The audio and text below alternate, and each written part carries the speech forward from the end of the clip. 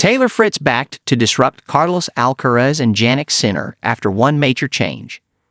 In the glitz and grind of men's tennis, where Carlos Alcaraz and Jannik Sinner have rapidly become the gold standard of the next generation, Taylor Fritz's name has often hovered in that liminal space, too good to be underestimated, yet not quite in the same breath as the European prodigies. However, with every year, the American number one has been steadily adding new layers to his game.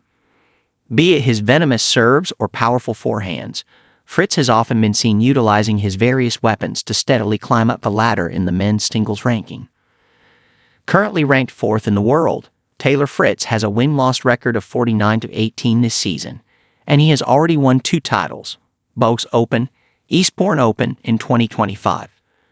However, despite all these successes in this season and also in the last few years, Fritz has struggled to bring out his A-game against the top 2 in men's tennis. He has a 1-4 record against both Alcaraz and Sinner. He last met Sinner at the 2024 ATP Finals, and in that match, the Italian defeated him in straight sets. However, Fritz and Alcaraz have faced each other 3 times this year, and his only victory against the Spaniard came at a Laver Cup. Currently, if we examine the ATP singles rankings, Fritz is 6,545 points behind the world number 1, Carlos Alcaraz. These numbers make us wonder if the American superstar will ever match the levels of Alcaraz. Well, in a recent conversation at the Inside in Tennis podcast, one of the top performance experts, Mark Kovacs, highlighted a very interesting observation about Taylor Fritz.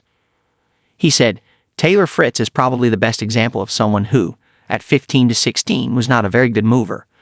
He'll admit that. I mean, he was in that group of great players that he came up with.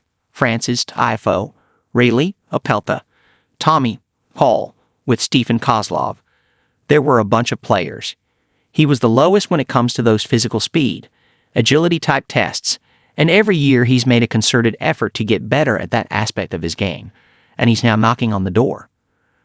After having watched Taylor Fritz improve so much in the last few years, it made Kovacs say, if you're gonna say who's the player to challenge Sinner and Alcaraz right now, Taylor's right up there.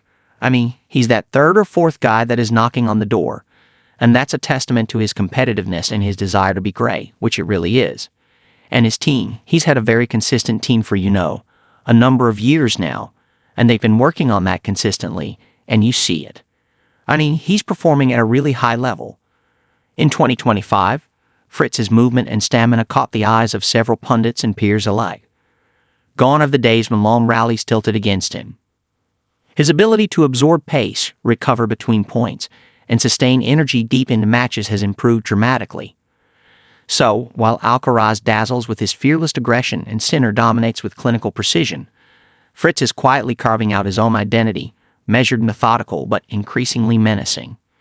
His improved fitness allows him to execute his aggressive baseline play with consistency, and his serve, always a weapon, now comes with the assurance that he can sustain the pressure point after point.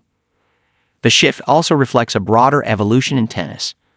Physical conditioning is no longer supplementary. It's the foundation upon which champions are built. And Fritz, long praised for his talent but occasionally for his endurance, seems determined to close that gap once and for all. But can he really close the gap with Alcaraz and Sinner? Taylor Fritz shares his thoughts about the dominance of Carlos Alcaraz and Jannik Sinner. Taylor Fritz's best record at the Slams came last year when he reached the final of the U.S. Open.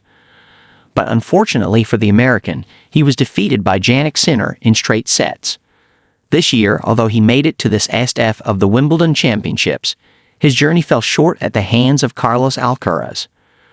So, these two have been the biggest hurdles when it comes to Fritz's chances at the major tournaments in the last few years. According to tennis legend Pam Shriver, the Alcaraz effect has resulted in an unwanted predictability. So, according to her, I kind of think the men's game needs a 3, 4, or 5 ranked player to really step up. In that same episode of the Inside In podcast, she talked about Fritz, and at the same time, she'd also made a pinch gesture to highlight the small gap between Alcaraz and Taylor Fritz by saying, Taylor Fritz, which he is this far away. Can Fritz bring that unpredictability in men's tennis that Shriver has been looking for?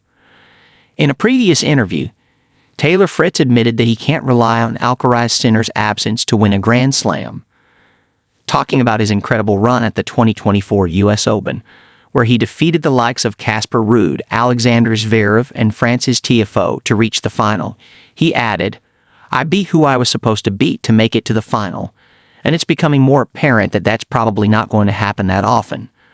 So if you want to do it, you're going to have to go through one of those guys." Later on, in an interview when he was asked to share his thoughts about his win against Alcaraz at the Laver Cup, Fritz said that those incredible victories at the Laver Cup made him believe that he can beat the best in the game. "My main goal is to win a Grand Slam. I know I can beat the best, but to regularly reach their level, I need a major success that shows me I'm at their level.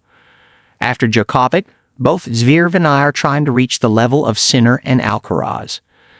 There are very few tennis players who can compete head-to-head with them, even on a single day, and I'm working very hard to close the gap between me and them," he said. In a sport that demands both art and athleticism, Taylor Fritz's journey stands as a testament to adaptation. The Californian may have always had the strokes, but now, with his redefined physical presence, he finally looks ready to go the distance against anyone, anywhere. Do you think Fritz really has the potential to surpass Alcaraz and Sinner in the singles ranking in the near future?